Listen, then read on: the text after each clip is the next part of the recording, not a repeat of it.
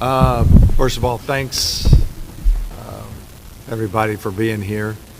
I know during these COVID times, we've done a lot of Zooms and we're getting a little sick of them, but it's actually great to see all the faces that are here today.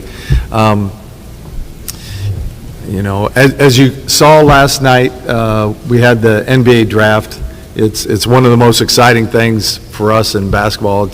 It's a way to improve your team. It's a way to potentially make trades and identify talent that you're interested in. And as you go through your process, you hope that your players that you're active to get are there. The one thing I can say about this draft is that we got two fantastic kids, and as a way of introduction, I'd like to introduce you guys to Chris Duarte from the University of Oregon and Isaiah Jackson from the University of Kentucky.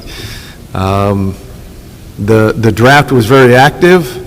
There was a lot of moving parts, but we were able to really maneuver and move up to get Isaiah, and a lot of credit goes to our scouting staff for getting us prepared for that, led by Ryan Carr, and then was executed and really worked the phones, Chad Buchanan and Kelly Krosskoff and Ted Wu. So really excited to be here today. We got two young kids and a couple people I'd like to recognize. Charles Briscoe, Chris's agent, was phenomenal to work with. Thank you very much for your part in this. And Drew Morrison, where's Drew? Drew back there. Thank you very much. Appreciate all the work and helping through this process. So with that, we'll open it up for questions.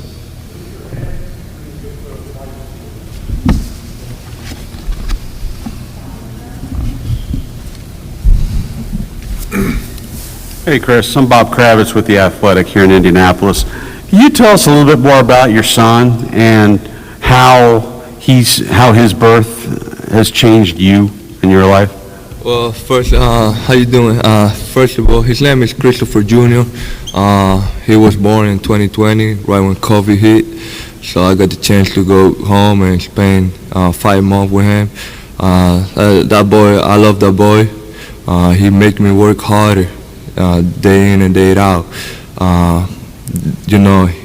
He make me push, every day. I love him so much, and I'm just really proud and happy to be a dad. Man, Charles Briscoe helped me out on that. It was easy to find it. Yeah. Thank you. Jeremiah Johnson with Pacers TV back here. On the notes, Coach Cronin of UCLA said you're the best defensive guard in the country. Where would you attribute your defensive skills? When did that develop? And what are your strengths on that end of the floor? Well, I took a big step when I got to Oregon. Coach Dana really helped me out defensively, He really talked to me about playing defense because defense travel and defense win games. And you got to be able to stay in front of guard if you want to play at the highest level. So I took that, and that was my main focus.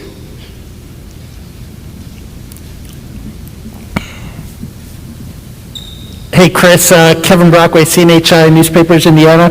I heard or read yesterday that you could throw a baseball 90 miles an hour, or you used to, when you were at Northwest Florida. I'm just curious, growing up in the Dominican, when did kind of basketball become a path, and was there kind of a crossroads between whether you're going to be a baseball player or a basketball player? Or?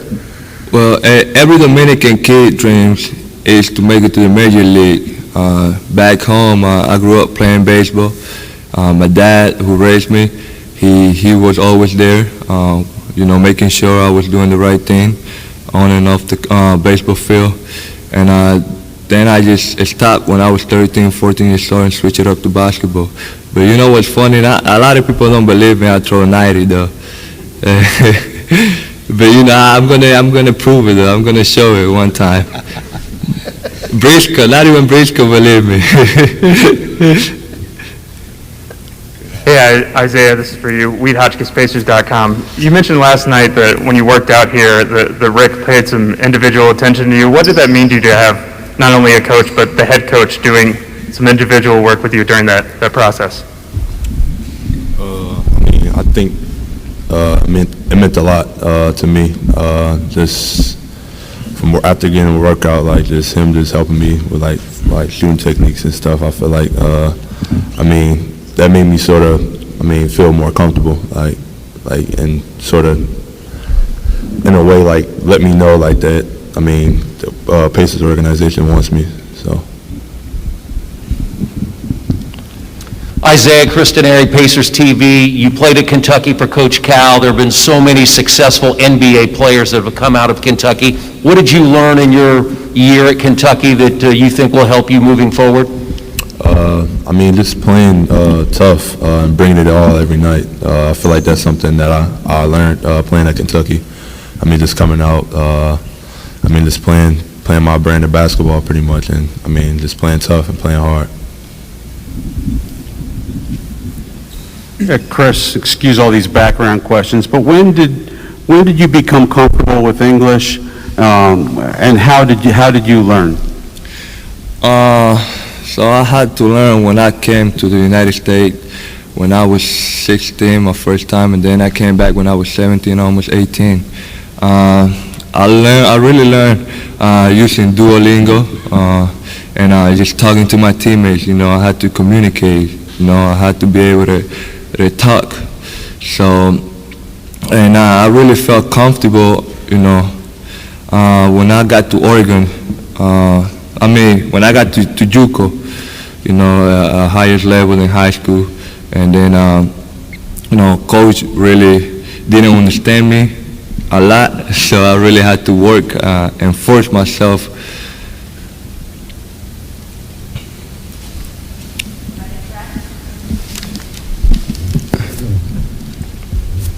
Brad Brown from WRTV. Rick, a question for you. What was there in Isaiah that you saw that made you guys want to make a move to up the board to bring him here?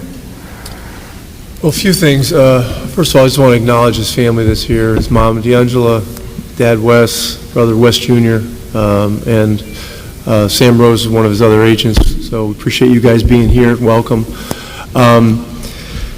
We need to have an infusion of athleticism on this team. We need shot blocking. We really don't have a prototypical rim threat for lobs, and we need defensive versatility. And so, when he worked out here and played here in the competitive part of it, he demonstrated a feel for the game that I thought was unique for a guy 6'9", 6'10", that had been playing center. We believe that long-term, that he has a great chance to develop into not only a five that can, block shots, run, and do those kinds of things, but can also become a skilled four. It's going to take work. One of the reasons I spent some time with him after the workout was to get a feel for, how he could adapt to a couple of adjustments with his shot. His role at Kentucky was more as a rim runner, rim threat. He wasn't on the perimeter that much. But in our game today, you're seeing now that the centers are shooting the ball from 30 feet. And so there's got to be a developmental path and a vision for a trajectory, for a guy like him that has the feel and the tools. And so, when we saw how the draft was going in the middle of the first round, we had picked up 31, and Isaiah was one of the big guys that we really were looking at through the entire process, and it was a strong conversation at 13. And so Chad did a great job of working the phones and figuring out a way for us to get him here at 22. And, you know, we feel with these two guys, they're two very young players, but they also have a unique level of experience. You know, Chris is 24, you know, and he's played at some different levels, and, you know, all that's been well documented. Isaiah, are you 19 yet, or are you going to turn 19? 19. He's 19. I mean, so 19 years old. I mean, can you remember what you were doing when you were 19 years old? Yeah, I mean, and so he's just got an amazing opportunity with an organization that believes, you know, in him and what he's been about, and what he can become. And so, you know, this is a very exciting day. And he's by no means a finished product, but nor is Chris Duarte. You know, these guys are both going to get better and better. Quick follow-up. Isaiah, you walked to the stage, you have a Lakers hat on at the start of the night, and this afternoon you're sitting here as a Pacer. Just talk about this last like 16 hours, how crazy it's been. I mean, it's been real crazy. Andrew, my agent, he sort of like calmed me down a little bit, like telling me like Indiana's picking me up. But I mean, when it first happened, it was just a bottle of emotions that was going on. Like I didn't, like interviews, like I was scared to do my interviews because I didn't want them to say like something about the Lakers and I have to talk about them and I'm not going there. So it was just crazy. Like, so yeah. Chad, this question is for you. Kevin talked about putting this deal together. You guys work all year long. You know at some point what the draft is going to play out, but how quickly did all this happen so that you guys could get Isaiah last night? It happened very quickly. It was almost on the clock, to be honest with you, Chris. You know, we'd worked to get up to pick 31, which, you know, we wanted to continue to climb. We had targeted a couple of players that were falling. Isaiah looked like he might be able to be gettable if we could get to the right spot. And it was literally, the deal came on the clock. So we had to communicate to one team who we were drafting, and they had to communicate that to the other team. So we were thrilled to get it. You know, it's one of those moments where you look back, how did we get to this spot? You know, we started at 54 and 60, and we ended up at pick 22. So very exciting.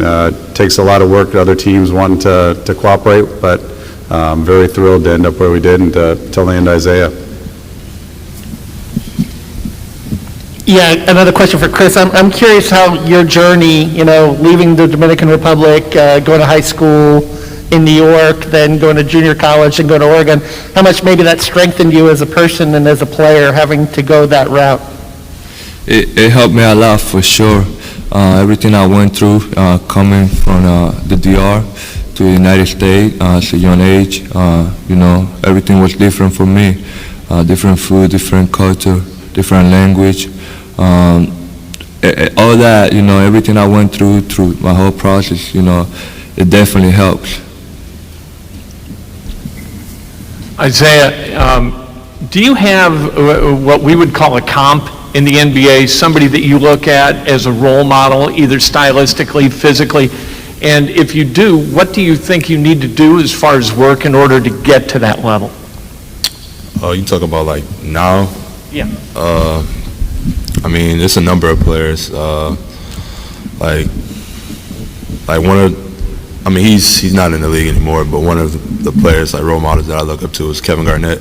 Like, and I feel like with the work that I'm going to like put in and continue to put in, like I feel like I can get to his level. Like I already got the defensive intensity, defense part, but the offensive part that, like him shooting the ball, stretching the floor, running the floor, like doing those things, I feel like I can do it. So. Hey, Chris, when did you start to think that the NBA was a possibility for you? And I don't know how many players there are from the Dominican Republic, but do you feel sort of a connection, you know, or a desire to, you know, show people that there are some players in the DR? But everything happened when I got the chance to come to the United States and play against the top guys back in high school. That's when I realized that I have the potential to be in the league.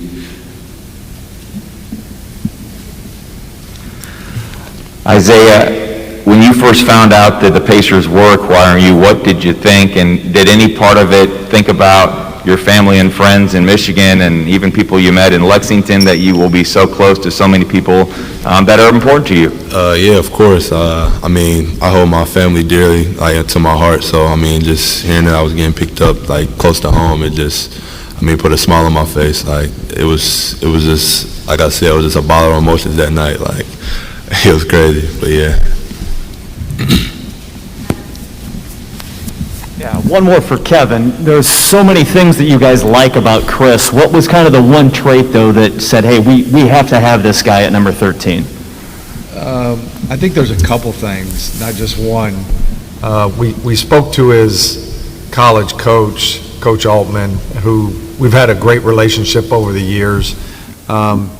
He basically said he's the most competitive kid he's ever coached. And he's willing to do the work to become a great defensive player and an offensive player. On the court, so away from just sort of a psychological makeup of the competitiveness, I think on the court, is you're watching the finals and the semifinals, and there seems to be one trait that is getting elevated and more important every year, and that is, can you break a guy down off the dribble and elevate and shoot? And he's elite at that. Like, some of his analytics and his field goal percentages are off the charts, and so he's a shot maker. He's a shot creator, but he's also a shot maker. And as this game is changing right before our eyes, that's one of the most important things that we need, is guys that can create, not only for themselves but for others, but then be able to rise up and shoot over people.